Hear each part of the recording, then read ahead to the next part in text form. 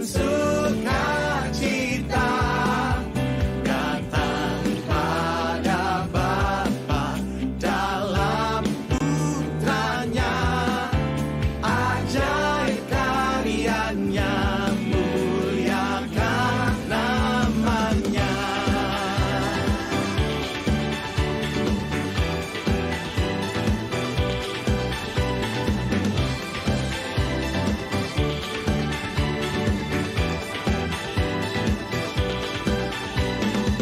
Worthy of glory, worthy of honor, our God. Great things He has done, worthy of glory, worthy of honor, our God. Great things He has done, worthy of glory, worthy of honor, our God.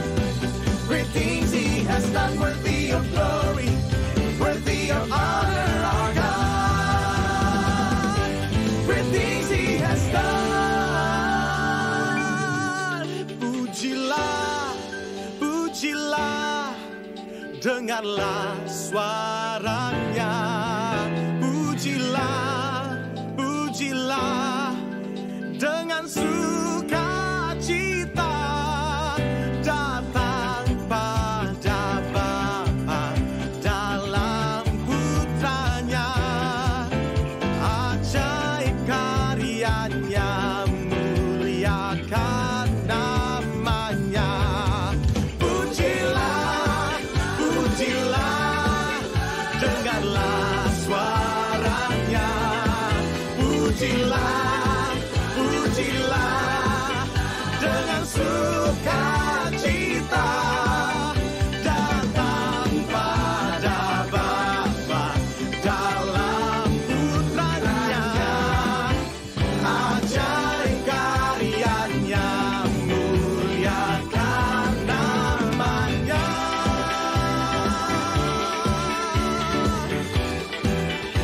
Oh, muliakan namanya.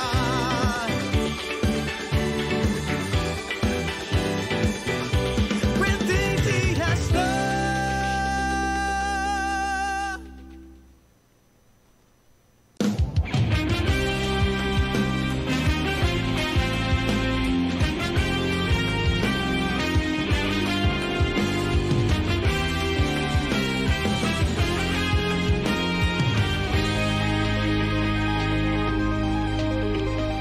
Ku percaya pada Yesus dan firman-Nya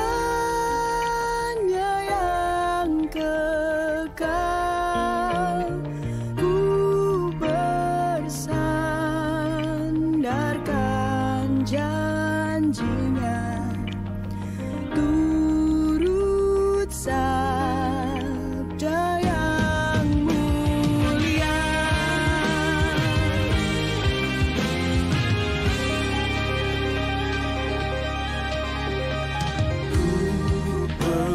Percaya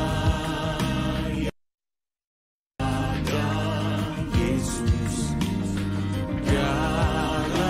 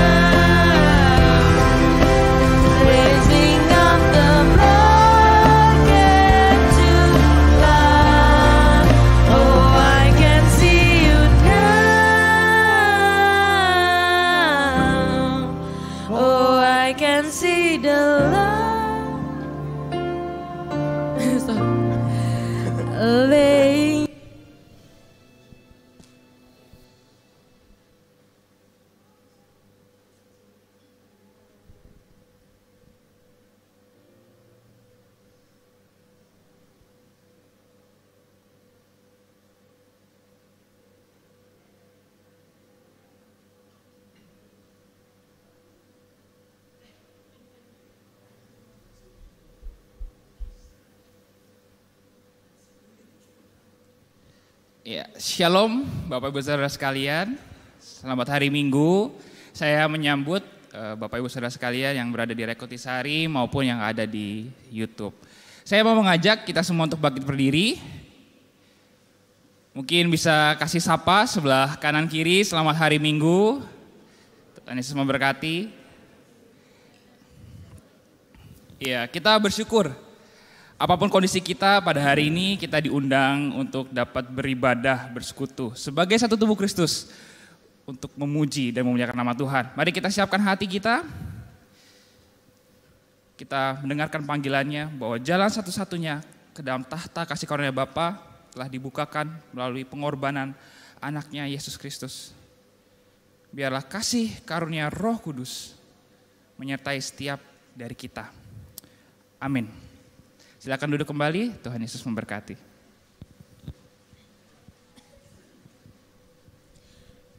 Haleluya, pujilah Allah di tempat kudusnya. Pujilah Dia karena keperkasaannya. Biarlah segala yang bernafas memuji dan menyembah Allah kita.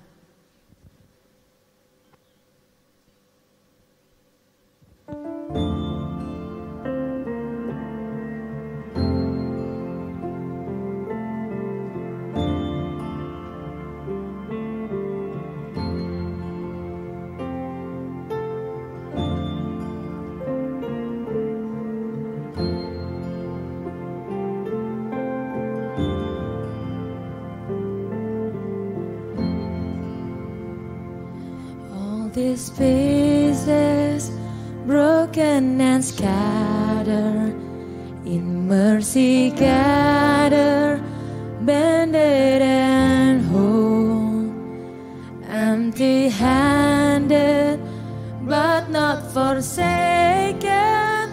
I've been set free, I've been set free.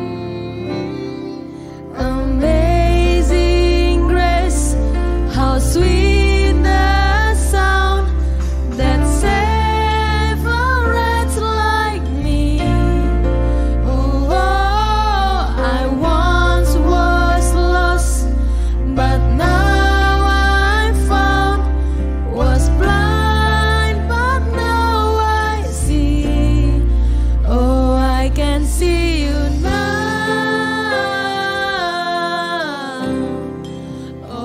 I can see the love in your eyes. Lay yourself down, raising up the broken to life.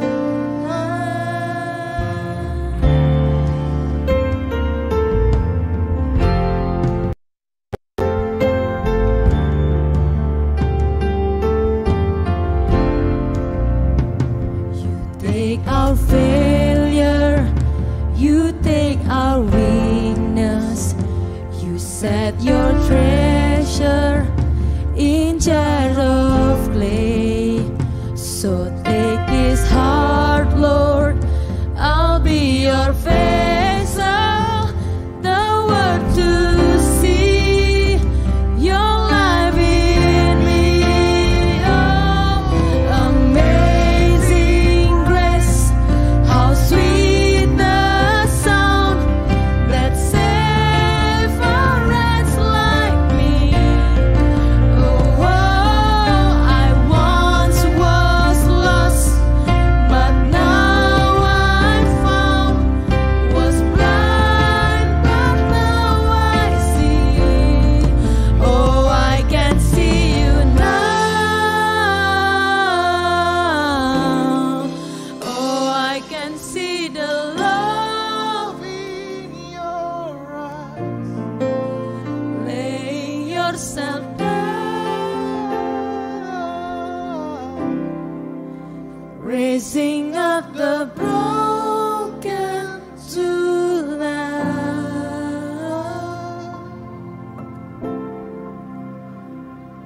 Sekalipun dosamu merah seperti kirmisi, akan menjadi putih seperti salju. Sekalipun berwarna merah seperti kain kesumba, akan menjadi putih seperti bulu domba. Marilah kita berdoa secara pribadi di hadapan Tuhan, mengakui setiap dosa dan pelanggaran kita.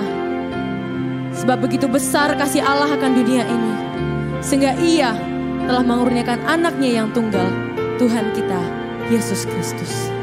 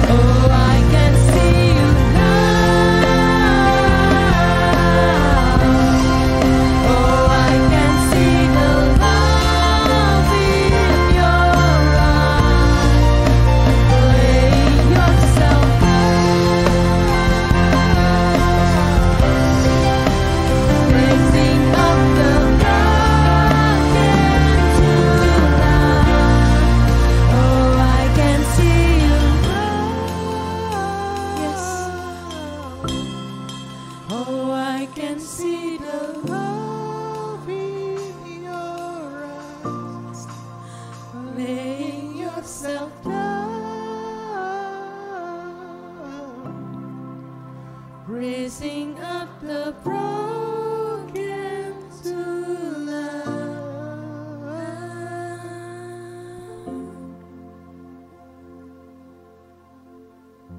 Hanya karena anugerah-Mu saja Tuhan. Hanya karena anugerah-Mu saja. Hari ini kami datang di hadapan-Mu. Kami yang kerap kali jatuh dan jatuh lagi di dalam dosa. Kami yang menyakiti hati Tuhan dan hati sesama kami. Kami yang hancur, kami yang hina. Kami yang tidak berdaya ini Tuhan. Membawa setiap dosa dan pelanggaran kami di hadapan-Mu. Ampuni kami Bapa. Ampuni kami Tuhan.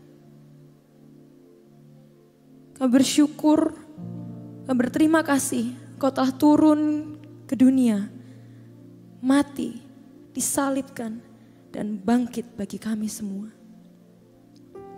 Terima kasih Tuhan, terima kasih. Di tengah ketidakberdayaan kami terhadap dosa, Kau menunjukkan anugerah-Mu kepada kami. Terima kasih Tuhan, terima kasih. Ajarlah kami untuk hari lepas hari hidup di dalam kasih-Mu. Ajarlah kami hidup memuliakan Engkau ya Bapa. Dan biarlah melalui setiap kehidupan kami, nama-Mu saja yang dipermuliakan. Terima kasih Tuhan. Terima kasih untuk setiap anugerah-Mu. Di dalam nama Tuhan Yesus Kristus. Amin. Kita akan membacakan pengakuan iman Nisia Konstantinopel yang berbunyi demikian. Aku percaya kepada satu Allah, Bapa yang Maha Kuasa, pencipta langit dan bumi, dan segala yang kelihatan dan yang tidak kelihatan, dan kepada satu Tuhan Yesus Kristus, satu-satunya anak Allah yang diperanakan dari Bapa sebelum alam semesta. Allah dari Allah, terang dari terang, Allah yang sejati dari Allah yang sejati. Diperanakan, bukan dicipta, sehakikat dengan Sang Bapa, oleh siapa segala sesuatu dicipta, yang untuk kita manusia dan untuk keselamatan kita telah turun dari sorga, dan diinkarnasikan oleh Roh Kudus dari anak darah Maria, dan dijadikan manusia. Ia telah disalibkan juga bagi kita.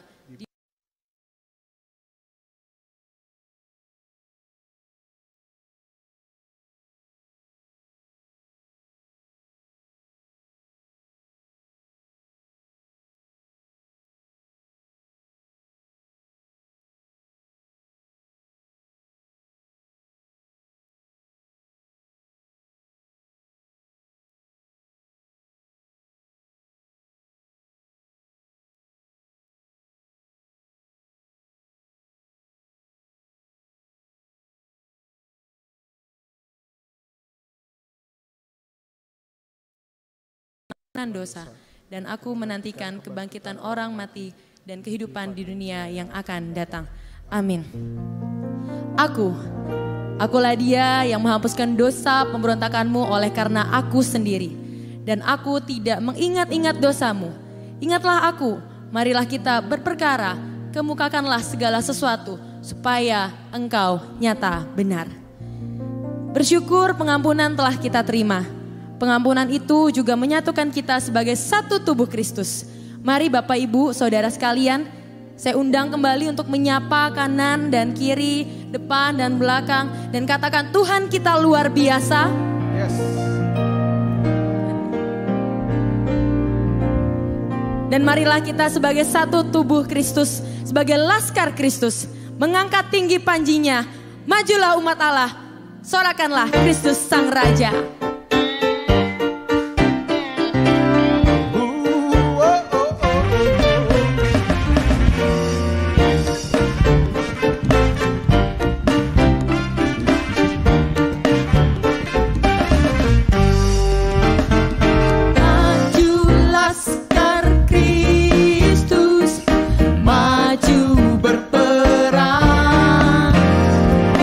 Ikut salib Yesus.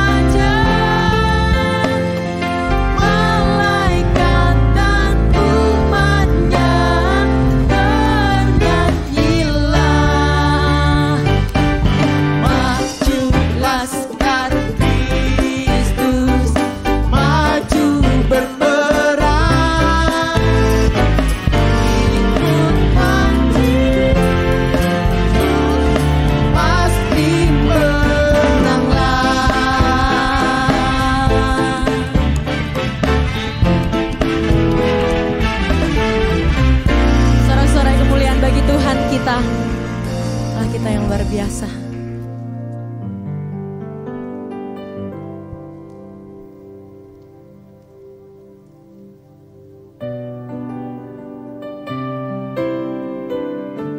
Tuhanlah penulis hidup kita.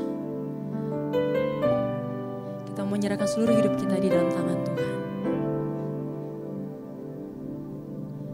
Kaulah penulis hidupku.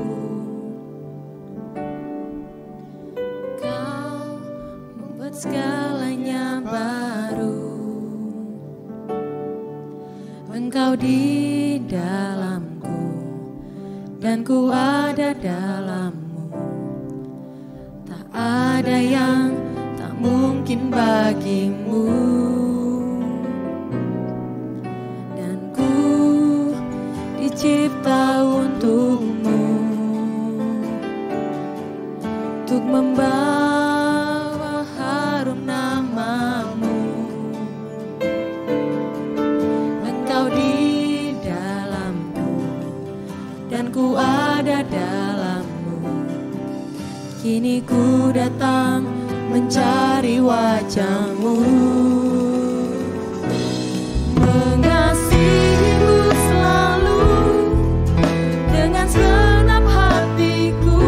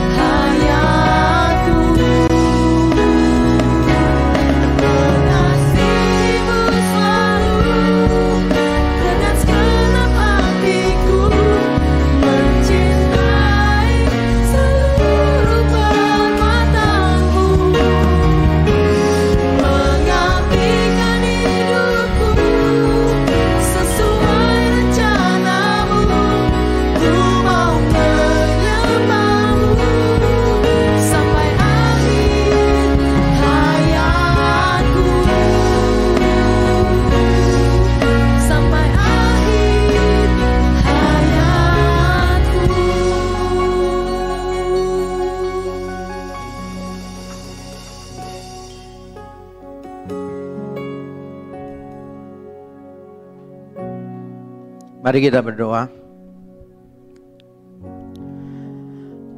Bapa di surga, inilah kerinduan kami ya Tuhan. Kami mau memberikan seluruh hidup kami kepadamu, karena kami tahu Engkau lebih dulu memberikan hidupmu bagi kami. Sudah selayaknya kami memberikan hidup yang memang menjadi milikmu, yang memang diciptakan untuk memuliakan Engkau dan untuk menikmati Engkau selama-lamanya. Kami sebentar akan menenangkan hati kami, meneduhkan pikiran kami, supaya kami bisa mendengarkan suara-Mu dengan lebih jelas ya Tuhan. Karena kami seringkali terlalu sering sibuk larut dengan rutinitas kami. Kami seringkali terseret oleh hal-hal yang menjauhkan kami dari kesenangan hati-Mu. Karena itu kami berdoa kiranya melalui firman Tuhan, melalui kuasa Injil, Roh-Mu bekerja di tengah-tengah kami, mengarahkan kembali hati kami kepada kesenangan-Mu dan pikiran kami kepada kemuliaan-Mu. Kiranya Injil Yesus Kristus yang benar dan menyelamatkan, kematian dan kebangkitannya, kiranya diberitakan sejelas-jelasnya di antara kami semua ya Tuhan.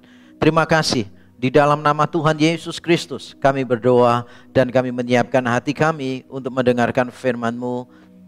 Amin. Amin. Silakan duduk semuanya yang ada di gedung Rekutisari maupun di rumah masing-masing. Shalom semuanya. Ya, salam sejahtera dalam kasih Tuhan kita Yesus Kristus. Saya bersyukur, it's been a while ya, saya tidak ada di sini, jadi bersyukur hari ini bisa ada bersama dengan Bapak Ibu saudara sekalian. Dan minggu ini adalah minggu yang keempat, dan seperti biasa minggu yang keempat berarti kita akan melanjutkan seri khotbah eksposisi dari Perjanjian Baru, yaitu dari surat Filipi. Dan hari ini bagi saudara yang sudah bosan dengan surat Filipi, ada kabar baik. Karena ini adalah bagian yang terakhir dari surat Filipi yang akan kita bahas. Bagi saudara yang sangat suka dengan surat Filipi, saudara juga bersyukurlah. Karena paling tidak saudara bisa berkata begini, aduh finally saya minimal bisa paham satu surat. Nah hari ini merupakan bagian yang paling menantang, paling challenging banget. Karena isinya cuma salam, salam, dan salam saja. Dan sukar sekali untuk mengekspos sesuatu yang sifatnya ya begitu-begitu saja. Tapi nanti oleh anugerah Tuhan kita akan sama-sama belajar. Nah saya mau memulai dulu dengan mengatakan begini, bahwa Indonesia sebetulnya termasuk negara yang paling ramah sedunia. Saya mencoba untuk mencarikan data dan ini dia data. Di awal tahun 2022, Indonesia menempati peringkat ke-7 dalam World Population Review sebagai negara yang paling ramah sedunia. Lalu pertengahan tahun ini menurut Expat Insider 2022 versi Internations, kita menduduki peringkat yang kedua setelah Meksiko. Wah, boleh tepuk tangan dong, luar biasa pencapaian kita ya. Kita ini nomor 2 loh sekarang saudara, luar biasa. Dan ini sangat menentukan sekali, itulah sebabnya pariwisata di Indonesia pasca pandemi selesai langsung kembali bisa normal. Itulah sebabnya ekonomi Indonesia juga tidak terlalu kelimpungan karena para investor dari asing masih mempercayakan di Indonesia, karena kita termasuk orang-orang yang ramah. Dalam arti kita ini bukan orang-orang yang suka berbuat jahat kepada orang lain, atau kita ini suka membuat kerusuhan sana sini dan seterusnya. Beberapa tahun terakhir ini situasinya sangat baik, kepercayaan asing masuk sehingga investasi dari asing juga mulai berdatangan di Indonesia. Dan sekian berita ekonomi hari ini. Mungkin kita berkata, kok yang saya lihat tidak seperti itu. Saya juga pernah mengalami itu. Waktu saya SMP, saya dengan teman-teman itu pergi pariwisata. Saya masih ingat waktu itu mungkin di Hotel Borobudur begitu. Dan teman-teman itu kan nakal-nakal ya, jangan ditiru. Don't try this anywhere ya. Jangan. Jadi ada orang bule duduk di situ, lalu kami lewat. Dan teman saya berkata begini, permisi monyet putih, kami mau lewat gitu. Semuanya tertawa, bulenya diam aja begitu. Lalu pada waktu makan kami duduk di satu tempat, makan, buka nasi bungkus begitu.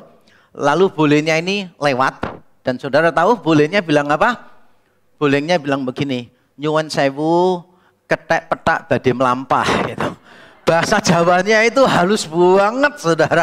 Permisi monyet putih mau lewat katanya. Semua langsung saling pandang dan malunya luar biasa saudara. Dan itu pelajaran penting bagi kita ya. Jangan kita melakukan itu. Saya yakin pada waktu diadakan riset ini teman-teman saya tidak ikut jadi responden. Makanya hasilnya cukup bagus saudara.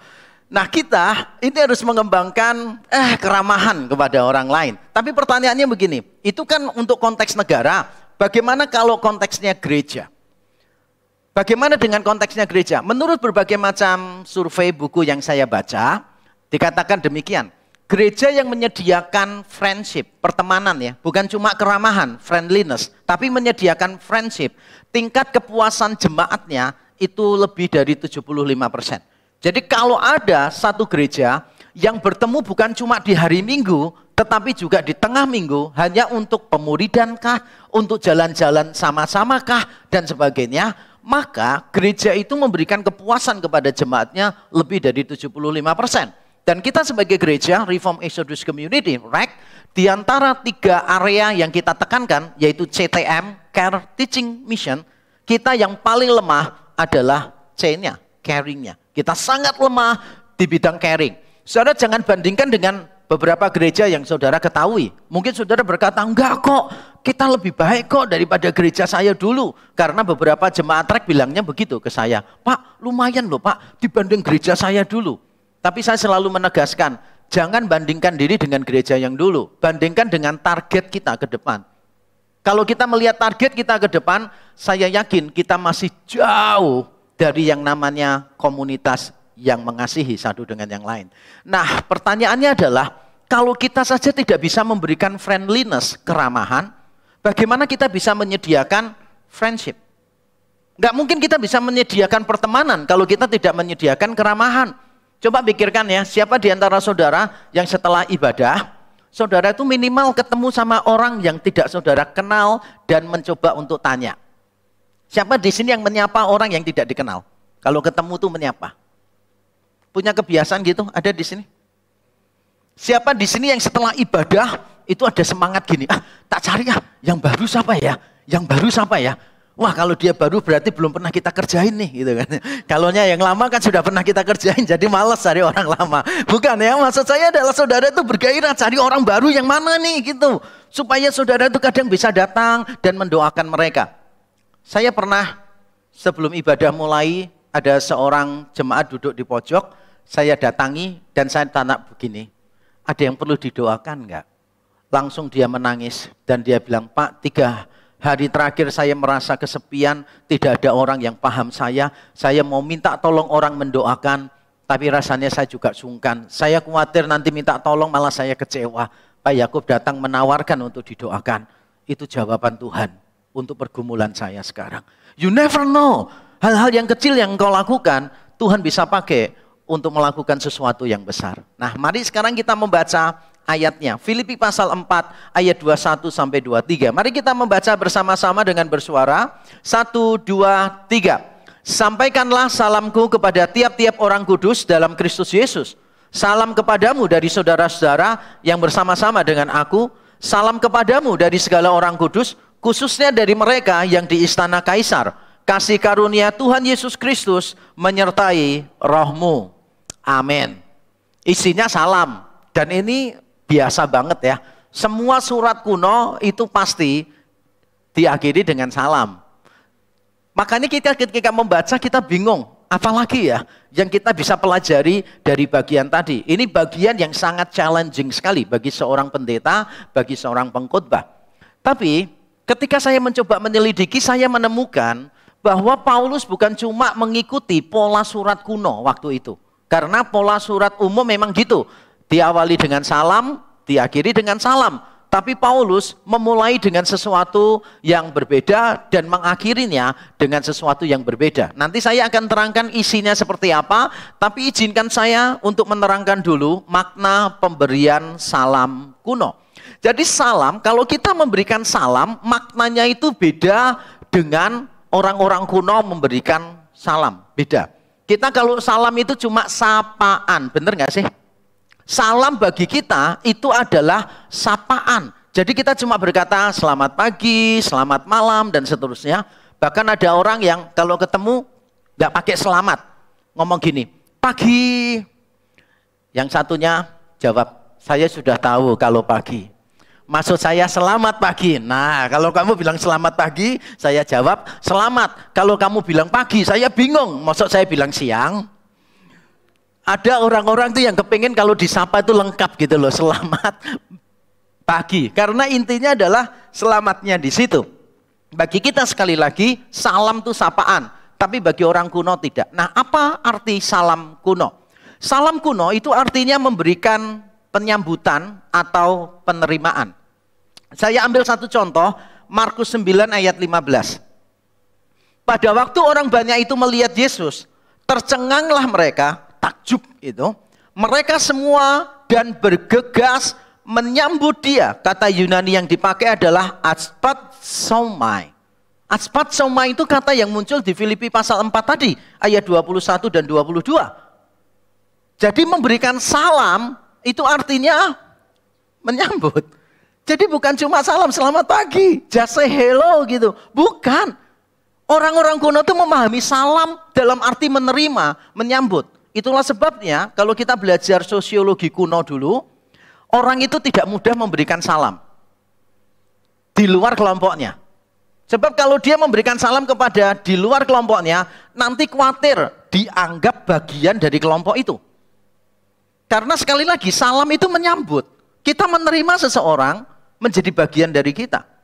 Nah, untuk memperjelas ini saya akan menunjukkan kata yang sama, atpatsomai, muncul di tempat lain lagi. Yaitu di dalam Kolose 4 ayat 10. Salam kepada kamu dari Aristarkus, temanku sepenjara, dan dari Markus, kemenakan Barnabas. Tentang dia kamu telah menerima pesan. Perhatikan ya, terimalah dia apabila dia datang kepadamu. Jadi memberikan salam dikaitkan dengan menerima dia. Lalu Ibrani 11 ayat 13. Dalam iman mereka semua ini telah mati sebagai orang-orang yang tidak memperoleh apa yang dijanjikan itu, tetapi yang hanya dari jauh melihatnya dan melambai-lambai kepadanya. Atpatsomai juga di situ. Dan yang mengakui bahwa mereka adalah orang asing dan pendatang di bumi ini. Jadi gambarannya Ibrani 11 ini ada orang-orang, tokoh-tokoh iman di perjanjian lama. Mereka pada waktu mati belum menerima semua yang dijanjikan. Cuma sebagian yang diterima. Sebagiannya itu masih nunggu di sana. Dan digambarkannya apa? Mereka itu melambai-lambaikan tangan mau menyambut seseorang. Saya tahu kalau laki-laki susah ya memahami ini. Karena kita ini kalau menyambut orang, kita tidak terlalu ekspresif kalau laki-laki. Kita ketemu teman lama gitu. Yang sudah lama kita tidak ketemu, terus ketemu gitu kan. Laki itu seneng tapi tidak ekspresif biasanya. Kita seneng karena aduh, utang sana sini ditolak. Tuhan datangkan jalan keluar ini. Nah, senang tapi nggak ekspresif. Tapi kalau perempuan itu ekspresif banget ya. Perempuan tuh ekspresif banget. Kalau sudah ketemu teman yang lama banget, itu bisa gini, aduh gitu kan. Sampai orang lain itu goyang gini, saudara. Bayangkan itu kalau ada 20 perempuan dan semuanya gini, saudara. Tapi ada juga laki yang ekspresif ada. Saya pernah ketemu mantan mahasiswa saya. Wah, ketemu saya. Dia peluk saya erat banget dan dia bilang, Pak, aku kangen Pak. Sambil nuangis gitu kan ya. Untung waktu itu belum musim LGBTQ ya. Kalau enggak saya semakin susah untuk memberikan sikap kepada orang ini gitu kan ya. Ada juga orang yang enggak pernah ketemu saya cuma nonton di YouTube gitu. Suatu ketika saya seminar gitu. Lalu dia datangi saya itu sudah nangis gitu. Kemudian dia datang, Pak boleh peluk, laki tapi. Terus peluk saya tuh lama banget gitu loh saudara. Saya tuh bingung mau balas peluk. Nggak enak gitu kan ya. Saya biarin dia nangis. Terus dia nangis. Setelah nangis dia selesai dia bilang, terima kasih Pak. Hidup Bapak videonya mengubahkan hidup saya. Padahal saya nggak tahu orangnya. Kadang ada orang yang ekspresif begitu. Melambai-lambaikan tangan tuh ekspresif banget nggak sih? Nyambut itu sampai melambai-lambaikan tangan gitu, luar biasa. Nah itulah yang dimaksud dengan memberikan salam. Atpatsomai itu bukan cuma, hai bukan. Atpatsomai itu ada sukacita, ada kegairahan kita menyambut, menerima orang. Berikutnya, makna salam kuno bukan cuma memberikan sambutan, penerimaan, tetapi juga mengharapkan berkat. Saya bacakan ya, Matius 10 ayat 12 sampai 13. Apabila kamu masuk rumah orang, berilah salam kepada mereka, atpatsomai juga. Jika mereka layak menerimanya, salammu itu turun ke atasnya. Jika tidak, salammu itu kembali kepadamu. Bayangkan ya, kita memberikan salam kepada orang, itu berarti kita memberikan doa, memberikan harapan. Kita mengucapkan berkat atas orang itu. Nah kalau orang itu layak menerimanya, salamnya itu tetap di atas orang itu. Apa maksudnya? Salamnya tetap. Maksudnya tiap kali kita misalnya ya, shalom gitu. Orangnya layak menerima berkat Tuhan. Dia jalan kemana-mana. Shalom, lom. Shalom, lom. Pasti enggak lah, itu pasti konyol kan. Salamnya tetap atas dia itu berarti apa yang kita ucapkan, doa yang kita ucapkan di dalam salam dijawab oleh Tuhan. Berkat yang kita ucapkan diberikan Tuhan kepada orang itu. Contoh yang lain adalah ketika Maria hamil muda, lalu mengunjungi saudaranya Elisabeth yang hamil tua. Waktu Maria memberikan salam di Lukas pasal 1, terjadi sesuatu. Yaitu rahim Elisabeth bergerak. Yohanes Pembaptis itu bersukacita melonjak kegirangan. Dengarkan salam itu bisa ada gejolak dalam diri kita. Yang pernah dikejar-kejar debt collector pasti ngerti maksud saya ya. Ketika terima gitu kan, itu sudah langsung hatinya bergejolak, perutnya mules semua ya. Sama seperti Elizabeth ya, perutnya langsung mules. Nah saudara, ketika kita mengucapkan salam, sebetulnya kita mengucapkan berkat, kita menaikkan doa. Saya tidak mengatakan kata-kata berkuasa ya, bukan. Yang berkuasa itu Tuhan. Kata-kata berkuasa bukan ajaran Alkitab, itu ajarannya gerakan zaman baru. Yang saya maksudkan adalah ketika kita memberikan salam, kita mendoakan orang itu, kita mengharapkan sesuatu terjadi atas orang itu. Ketika seorang hamba Tuhan misalnya memberikan doa berkat di akhir ibadah, kiranya Bapa di surga memberkati dan melindungi engkau, dia benar-benar mendoakan supaya setiap saudara diberkati dan dilindungi. Nah, kita sudah tahu makna salam kuno. Sekarang waktunya bagi kita untuk belajar. Kalau gitu isinya salam apa ya? Kita sudah tahu nih, ini penting. Tapi kan sekarang kita perlu tahu isinya apa. Dan mari kita belajar salam versi Injil yang diajarkan oleh Paulus. Saya bacakan ulang ya, ayat 21 sampai 23. Sampaikanlah salamku kepada tiap-tiap orang kudus dalam Kristus Yesus. Salam kepadamu dari saudara-saudara yang bersama-sama dengan aku. Salam kepadamu dari segala orang kudus, khususnya dari mereka yang di istana Kaisar. Kasih karunia Tuhan Yesus Kristus menyertai rohmu. Dan langsung saja kita akan melihat 3 karakteristik salam yang dinafasi oleh Injil.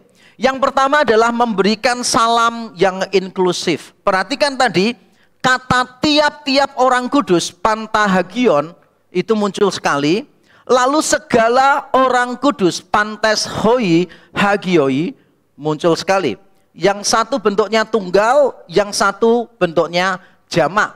Kalau bentuknya tunggal berarti menekankan pada each one. Setiap orang. Jangan sampai ada yang terlewatkan. Kalau bentuknya jamak, hoi, hagioi, itu berarti maksudnya adalah seluruhnya di dalam satu kelompok. Di dalam satu kelompok seluruhnya, tidak boleh ada yang dilewati. Ketika kita memberikan salam, Paulus berkata kepada jemaat Filipi, kamu berilah salam kepada tiap orang, setiap jiwa penting. Setiap jiwa, every soul matters. Tidak boleh kita cuma secara umum saja, tapi setiap jiwa. Tapi juga ketika kita melihat setiap orang, kita harus melihatnya dalam sebuah komunitas. Kita menyapa semuanya. Tapi sayang terjemahan bahasa Indonesia ini kurang sempurna. Bahasa Indonesia menerjemahkannya begini. Sampaikanlah salamku kepada tiap-tiap orang kudus dalam Kristus Yesus. Salamku. Padahal kalau di dalam teks Yunani tidak ada kataku.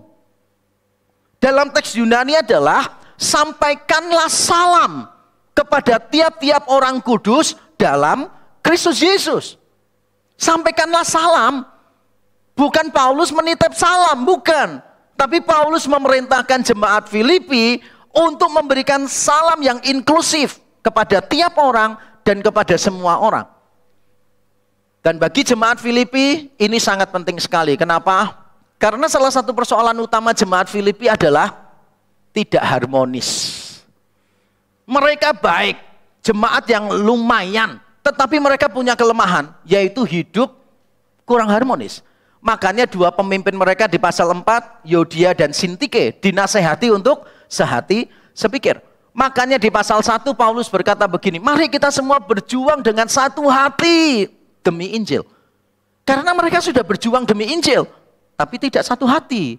Makanya di pasal yang kedua Paulus mengatakan, karena di dalam Kristus ada persekutuan roh, belas kasihan dan seterusnya, mari anggap orang lain lebih penting daripada diri sendiri. Disharmoni menjadi masalah di jemaat Filipi. Dan dengarkan saya baik-baik ya, dengarkan baik-baik. Jemaat Filipi itu tidak perlu dinasehati untuk memberikan salam. Kenapa? Menurut tatanan sosial waktu itu, mereka itu pasti memberikan salam. Yang dipentingkan di sini bukan what you do, bukan. Yang dipentingkan itu kepada siapa kamu memberikan salam. Makanya Paulus menekankan tiap-tiap orang, semua orang. Karena ketika kita berada dalam disharmoni, ketika jemaat Filipi berada di dalam keadaan yang tidak harmonis, memberikan salam itu pasti pilih-pilih. Benar atau betul? Saudara kalau nggak suka dengan orang, memberikan salam nggak? Enggak. Bila perlu orangnya lewat, saudara pura-pura telepon. pura-pura ngechat, padahal nggak ada yang masuk ya, ngecek WA, padahal nggak ada yang masuk, begitu kan ya? Kelihatannya kayak penting banget gitu. Kita menghindari orang, padahal cuma nyapa biasa. Apalagi kalau menyapa versi kuno, memberikan berkat atas orang itu, mengharapkan yang baik untuk orang itu. Pret, nggak akan kita lakukan. Makanya Paulus berkata, berilah salam kepada tiap orang, kepada semua orang, jangan pilih-pilih. Jangan kepada orang-orang yang kita sukai saja. Ajak bicara orang yang kita juga nggak sukai, nggak apa-apa. Ajak bicara. Kita ini kadang-kadang kalau kumpul ya kurang bijaksana. Dulu direct pernah terjadi, makanya saya umumkan. Jemaat bawa makanan sendiri-sendiri, habis ibadah, habis acara makan. Makanya saya kasih pengumuman, makan jangan komentar. Karena pernah ada yang komentar, makan, gak enak ini, siapa yang masak ini? Sebelahnya jawab, aku. Kapok. Makannya, wong terima gratis saja loh komentar. Saya itu tiap kali jemaat bawa makanan begitu saudara ya, saya turun. Jemaat kan sayang sama pendetanya, selalu bilang gini, Pak ambil yang ini Pak, enak Pak. Saya nggak ngambil, saya langsung bungkus. Bukan ya, bukan. Saya tidak ambil yang enak. Kenapa? Karena yang enak ini sudah pasti habis. Saya cari yang tidak disentuh oleh manusia yang mana. Saya makan di situ. Saya ambil aja yang orang lain nggak mau ambil. Karena saya tahu kalau makanannya tidak enak, berarti orangnya susah payah memasaknya. Berarti dia nggak bisa masak. Tapi dia berusaha untuk tetap masak. Makanya kita berikan apresiasi. Oh saya ambil, saya makan. Wah, yang masak datangi saya seneng gitu. Wah Pak makasih loh, itu yang masak saya. Oh ya makasih loh Cik ya, sudah masak. Iya Pak Yakub tak tambahin lagi ya. Saya diet ya. Bukan ya, bukan. Kalau itu kan bohong ya kan. Saya ditanya soalnya sama jemaat, enak nggak Pak? Saya bilang, waduh, udangnya besar-besar. Dia bilang, oh iya Pak, makasih Pak. Terus dia jalan, dia balik. Tapi rasanya enak nggak Pak? Terus saya jawab, rasa bagi saya nggak penting, yang penting udang. Terus dia paksa saya, tapi Pak kasih komentar enak nggak? Saya bilang, sorry ya Cik, nggak enak. Nah, kita ini kadang-kala ya kurang sih kumpul dengan orang-orang yang kita nggak sukai. Ada loh saudara simpatisan rek itu ya, kalau ngomong tuh cepet gitu. Terus dia ngomong sambil makan, muncrat-muncrat makanannya. Jadi tiap kali makan sama dia itu saya selalu jaga jarak, kuda-kuda muatai gini. Saudara, akhirnya saya panggil berdua dan saya kasih tahu. Karena saya tahu yang terganggu bukan cuma saya. Semua orang yang pernah ketemu dia pasti terganggu. Dan kalau saya biarkan dia, saya tidak mengasihi dia. Makanya saya kasih tahu dia. Akhirnya ya lumayan, saudara, dia berubah. Dia sudah nggak pernah ngajak ngomong siapa-siapa. Bukan ya, bukan. Dia udah berubah, lumayan. Jadi saya mau ngomong begini saudara. Semua orang adalah sama di mata Injil, jangan pilih-pilih ya. Semua orang adalah sama di mata Injil, sama-sama berdosa, sama-sama diselamatkan oleh kasih karunia. Jadi jangan membuat diskriminasi. Gereja ini lantang menyuarakan, kita anti diskriminasi, kita anti rasisme. Kalau ada di antara saudara yang merasa didiskriminasi, let me know, let your pastor know. Karena itu yang kita tentang begitu rupa di tempat ini. Kita semua orang berdosa, kita semua diselamatkan oleh kasih karunia. Yang kedua saudara, salam versi Injil adalah melandaskan salam pada identitas di dalam Kristus. Ayat 21 saya bacakan. Sampaikanlah salamku kepada tiap-tiap orang kudus dalam Kristus Yesus. Salam kepadamu dari saudara-saudara yang bersama-sama dengan aku. Perhatikan itu, orang kudus dalam Kristus Yesus, saudara-saudara. Paulus tidak menyebutkan nama-nama orang di sini. Walaupun itu dia lakukan di surat Roma, ada 25 nama orang yang dia sebut. Apakah Paulus tidak kenal jemaat Filipi? Kenal, Paulus kenal jemaat Filipi. Dia bisa menyebutkan masing-masing, saya yakin dia bisa.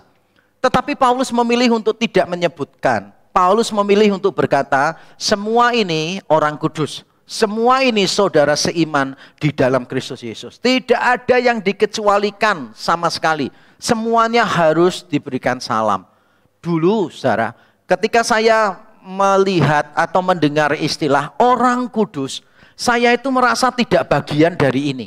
Siapa di sini yang pernah berkata, orang-orang kudus? Kita merasa kayak, aku kok nggak termasuk ya? Karena hidup kita masih penuh dengan dosa. Benar nggak sih? Kita masih jatuh sana, jatuh sini, dan kita merasa, I'm not part of that holy people. Karena kita berpikir, namanya orang-orang kudus itu kan, wah, seperti orang-orang pertapa gitu kan ya. Yang disiplin rohaninya itu luar biasa gitu kan ya. Tidak puasa, tidak makan gitu kan ya. Selama seminggu gitu kan. Cuma seminggu sekali makan gitu. Wah, luar biasa. Itu kalau bukan pertapa, mahasiswa kos pasti. Makanya banyak mahasiswa kos itu kalau puasa itu bisa natural gitu. Karena memang makannya cuma malam, dan saya bisa tebak ya, pasti mie instan. Tapi di sini enggak lah. Di sini mahasiswa-mahasiswanya itu luar biasa ya, luar biasa. Tiap malam ke Adi Jasa. Soalnya makanan tersedia di sana ya. Oke. Oke.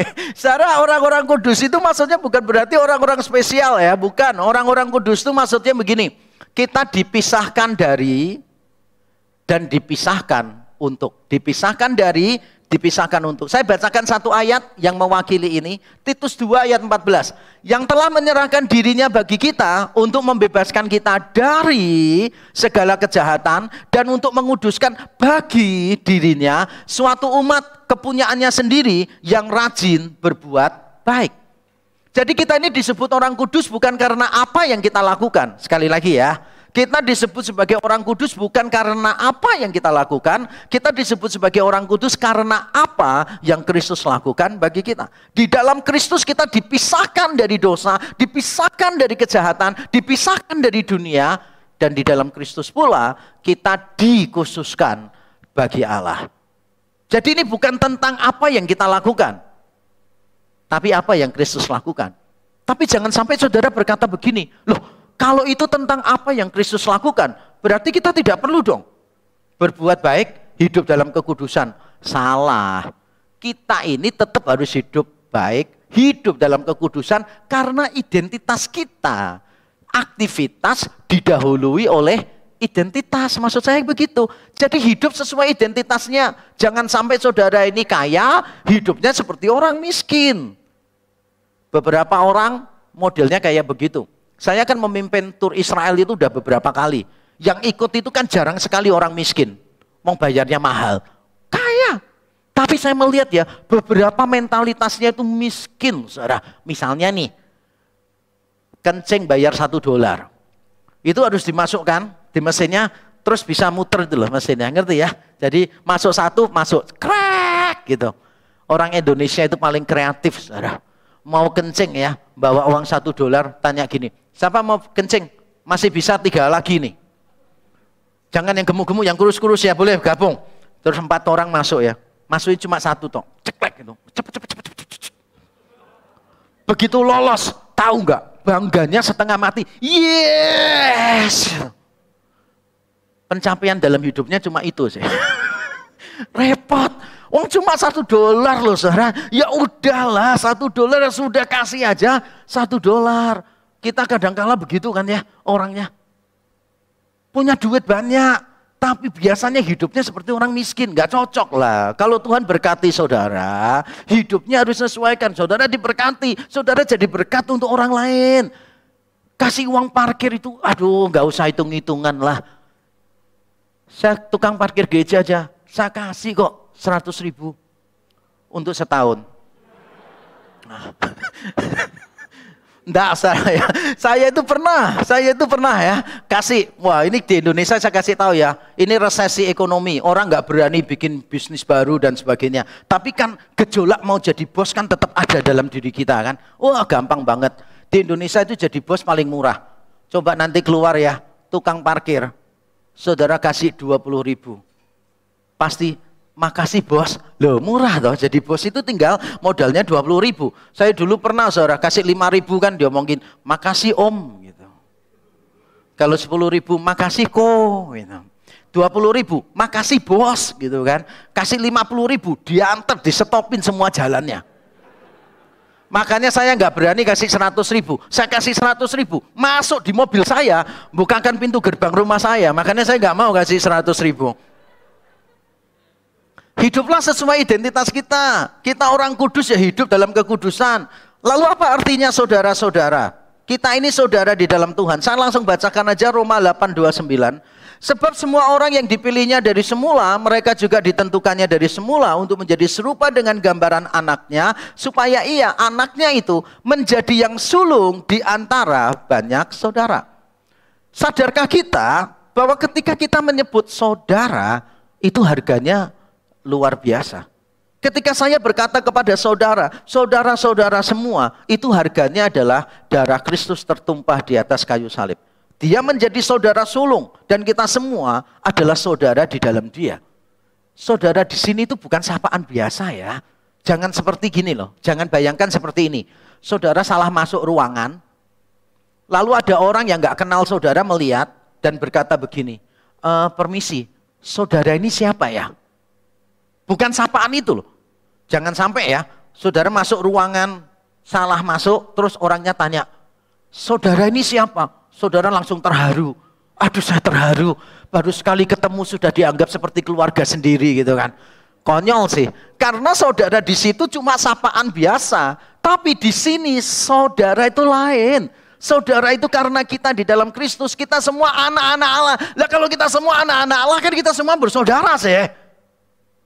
Ya iyalah kita semua bersaudara. Wong kita semua anak-anak Allah kok. Lucu kan? Kalau kita ngaku dia anak Allah, anak Allah, anak Allah. Tapi saya nggak saudara sama dia. Loh terus Allahnya itu ada berapa?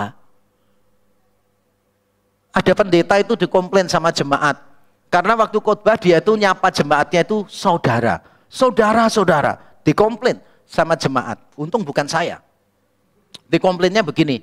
Pak saya boleh kasih masukan buat Bapak. Oh ya, ada apa ya? Bapak perlu tahu jemaat yang hadir tadi, yang lebih tua dari Bapak itu banyak. Jadi tolong Bapak jangan nyebutnya saudara. Sebut Bapak, Ibu, saudara. Karena ada yang lebih tua dari Bapak. Pengkhotbahnya bilang, oh ya Pak saya tidak tahu Pak, maafkan saya. Oh, kalau yang ditegur saya memberikan penjelasan. Jiwa usil saya langsung memberontak. Saya akan bilang begini, Pak, kalau saya harus menyebut satu persatu, bayangin ya khotbah saya gitu kan ya. Shalom, Bapak, Ibu, kakak laki-laki, kakak perempuan, adik laki-laki, adik perempuan, om, tante, encim, engkong, kakek, nenek gitu kan. Ini saya khotbah atau saya sedang membacakan silsilah sebetulnya. Ya maksudnya ketika orang di dalam konteks gereja berkata saudara, itu bukan masalah usia, tapi masalah kita semua di dalam Kristus. Atau dengan kata lain saya mau berkata begini saudara, semua orang percaya adalah saudara. Kita semua dikuduskan dalam Kristus dengan cara yang sama. Penting bagi kita untuk ingat identitas kita di dalam Kristus. Kalau yang kita ingat itu identitas kita sendiri-sendiri, kadang-kala kita susah menyapa orang lain. Ada loh, orang kaya itu yang waduh sombongnya setengah mati. Saya pernah diundang mengisi camp, retreat, beberapa gereja gabung jadi satu. Lalu pendeta-pendetanya kumpul dan dia bilang gini, Pak Yakub bisa minta tolong nggak? Oh iya, minta tolong apa? Ngomongin orang kaya itu loh Pak, kita semua sudah give up Pak. Dia itu pindah-pindah gereja kami semua gini. Tapi sering bikin masalah Pak, sombongnya setengah mati. Itu kalau nggak diajak ngomong ya Pak ya, dia nggak ngomong loh Pak. Dan gayanya itu kelihatan sombong. Yang mana sih? Yang itu. Dari jauh saya lihat, oh memang sombong deh. Kelihatan, dari jauh tuh orang sombong tuh loh, kelihatan. Lalu saya ngomong sama pendeta-pendeta itu, nggak apa-apa Pak, biar saya yang nangani. Kok sombongan gitu aja kok disombongkan. Saya ini jauh lebih sombong. Lalu saya datangi dia ngajak ngobrol dan semua pendeta itu heran luar biasa. Orang kaya ini sama saya bisa nunduk-nunduk loh saudara. Karena orang kayanya itu saya ajak ngomong berdiri dan dia tinggi soalnya. Jadi dia kalau ngomong sama saya mesti nunduk gini saudara. Nah, jadi saudara kalau mau supaya orang lain tunduk ketika bicara dengan saudara, saudara tahu apa maksudnya. Kelihatannya saudara nih hatinya busuk ya. melihat pendeta saudara teraniaya ada kepuasan tersendiri gitu. Tertawanya itu beda dengan guruan-guruan yang sebelumnya. Dan saya bisa merasakan itu. Nanti saya nggak mau doa berkat ya. Yang terakhir saudara, yang ketiga saudara, doa yang dinafasi oleh Injil bukan cuma bersifat inklusif gitu. Bukan cuma itu. Doa yang dinafasi oleh Injil itu juga meyakini kuasa Injil dalam salam kita. Saya bacakan ayat 22 dan 23.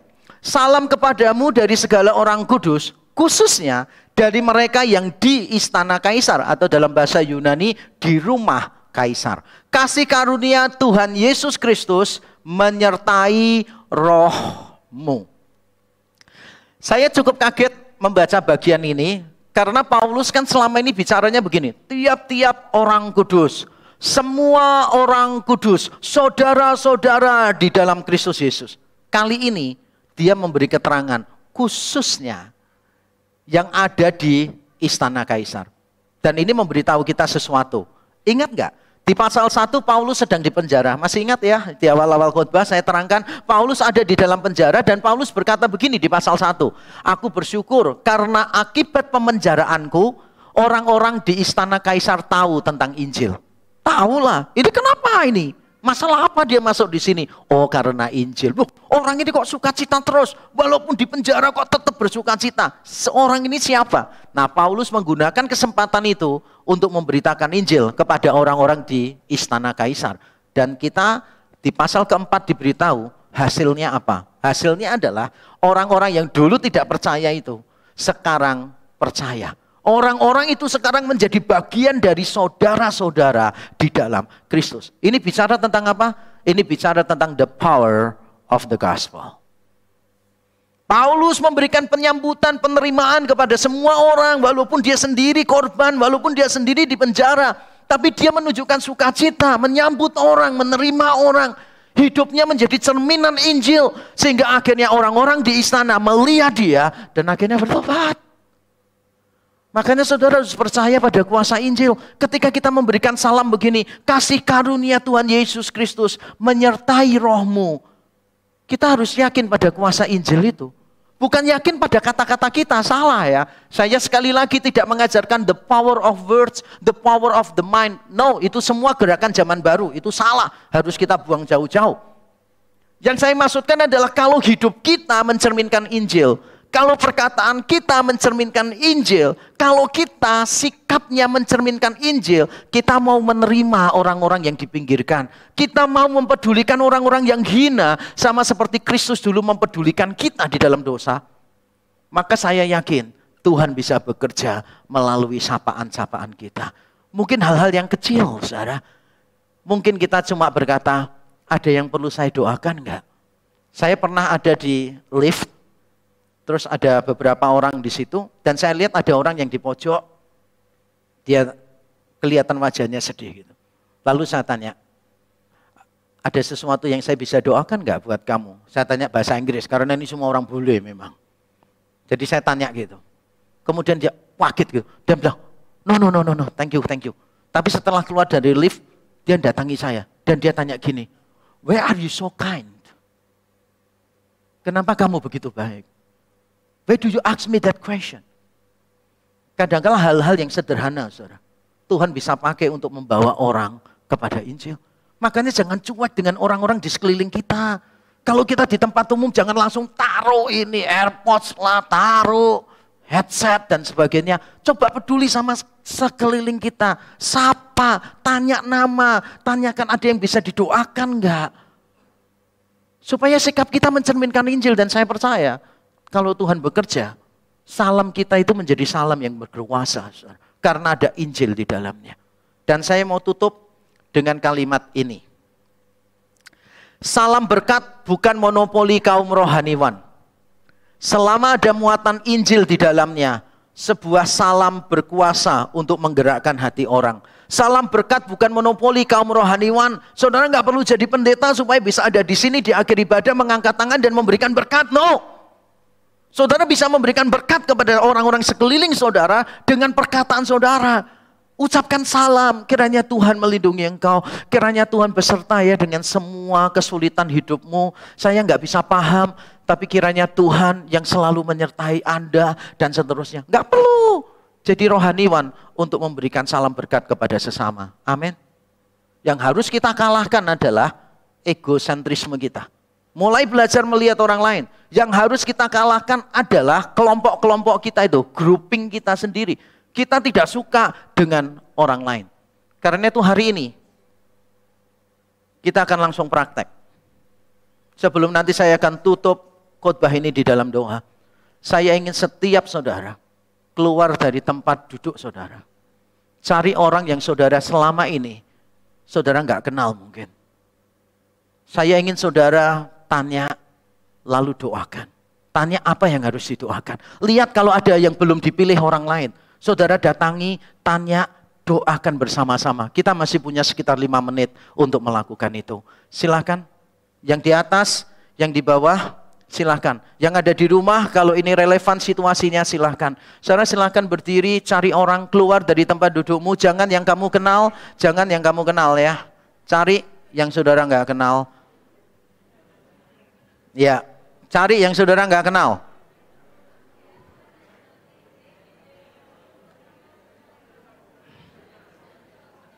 Silakan keluar dari tempat duduk, yang di atas. Cari yang tidak dikenal, boleh berkelompok, yang penting tidak saling kenal ya.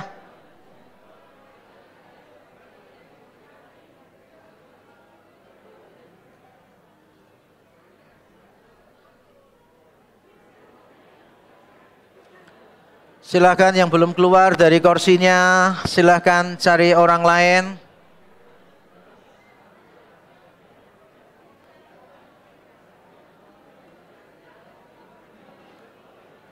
Ya. Kenalan, sharing, lalu saling mendoakan.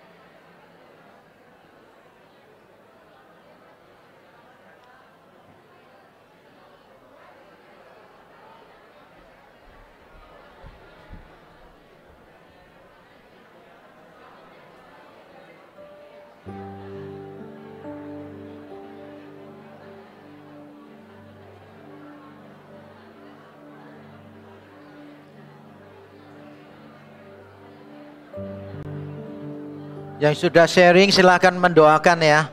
Yang sudah sharing silakan saling mendoakan.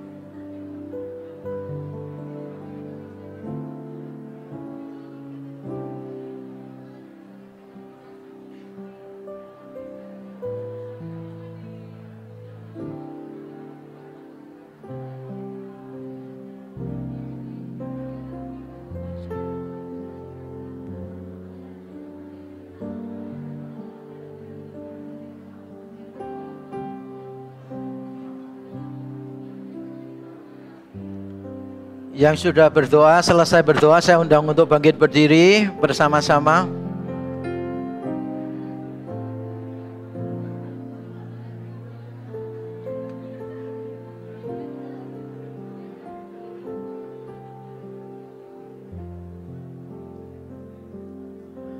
Ajarilah kami ini saling mengasihi.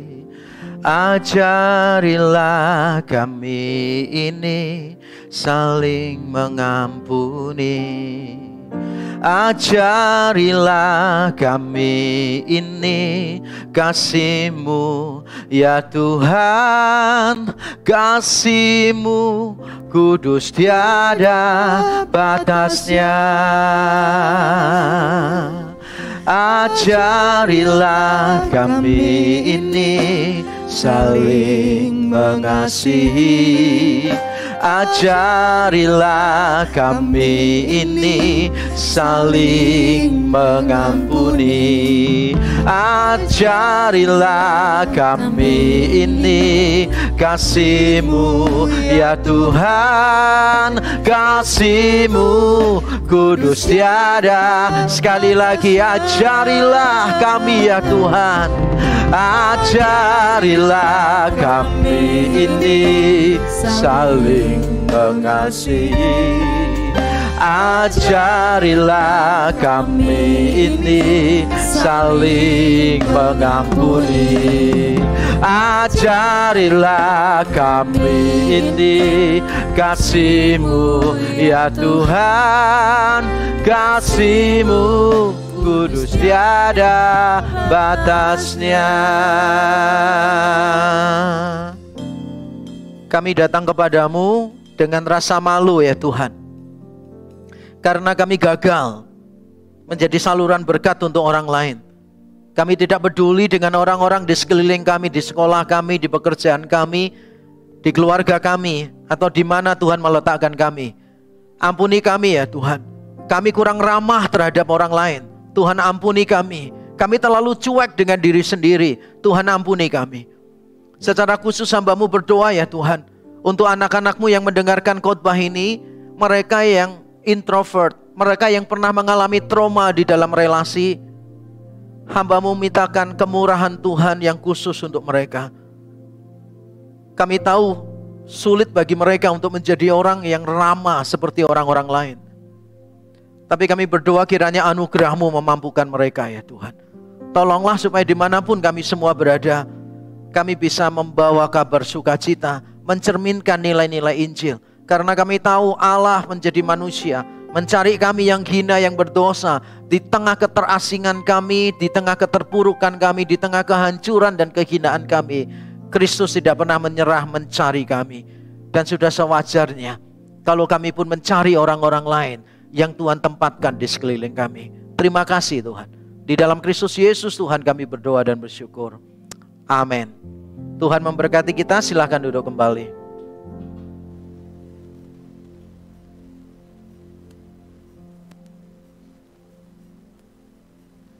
Puji nama Tuhan. Sebentar lagi kita akan memberikan persembahan. Bapak Ibu bisa memberikan persembahan melalui amplop persembahan yang sudah dibagikan. Dan di depan nanti akan ada kotak persembahan sewaktu keluar. Atau bisa melalui QRIS dan nomor rekening yang ada di layar. Sambil memberi persembahan, kita juga akan mendengarkan pengumuman. Selamat memberi. Shalom, welcome to Reform Exodus Community. This is our church, this is our home. Kami ucapkan selamat datang bagi Anda yang baru bergabung hari ini. Jika Anda ingin lebih mengenal REK, silahkan dapat menghubungi nomor berikut ini. Terima kasih kepada segenap jemaat dan simpatisan REK yang sudah mendukung dalam doa dan dana untuk pembelian tanah guna pembangunan SMP dan SMA di Majener, Kabupaten Sorong, Papua Barat. Tetap dukung dalam doa untuk perencanaan dan pelaksanaan proyek ini.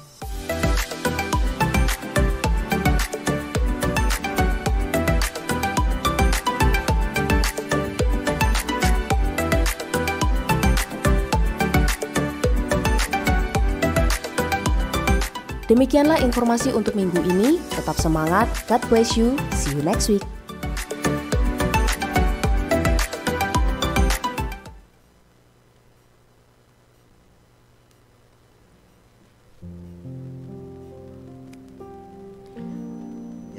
Saya undang kita semua untuk bangkit berdiri.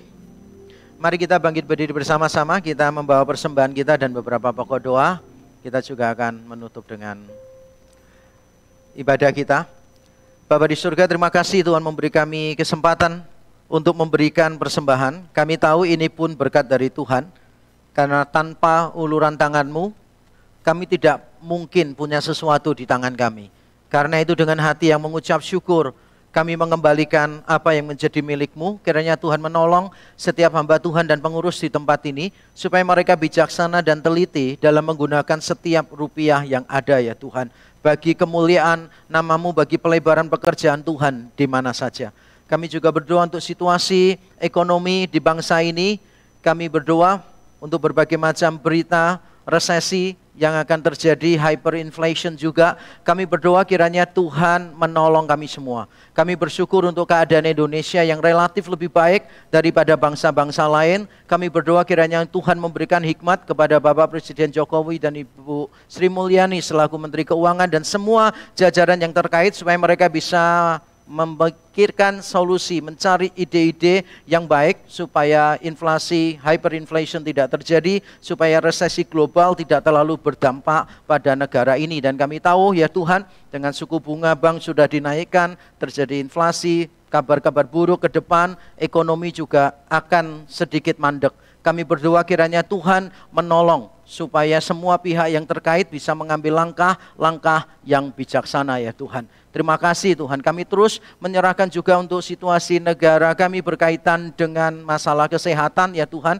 Kami berdoa untuk fenomena gagal ginjal pada anak-anak yang melanda di negara ini yang belum diketahui penyebabnya. Kami berdoa kiranya Tuhan berkenan menolong setiap tim khusus yang dibentuk supaya mereka bisa mendiagnosa dan menemukan akar persoalan yang sebenarnya. Terima kasih ya Tuhan, terima kasih untuk hari ini, terima kasih Engkau mengundang kami beribadah, memuji nama-Mu. Kiranya apa yang kami lakukan benar-benar menyenangkan hati Tuhan. Terima kasih Tuhan, terima kasih, terima kasih. Kita pujikan doksologi.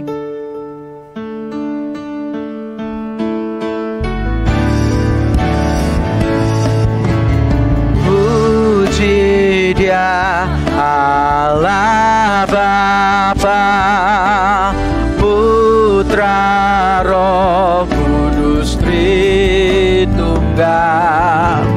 Allah mulia berkuasa. Puji Dia Raja segala raja. Jemaat Tuhan, arahkanlah hatimu sekali lagi kepada Tuhan dan terimalah berkat-Nya.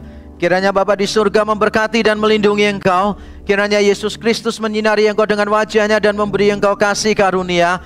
Kiranya Roh Kudus menghadapkan wajah-Nya kepadamu dan memberi engkau damai sejahtera yang sesungguhnya sekarang sampai selama-lamanya. Terimalah berkat dari Allah Tritunggal ini di dalam nama Tuhan Yesus Kristus. Amin, amin, amin. Silakan duduk kembali, kebaktian selesai, mengambil saat teduh. Tuhan memberkati kita.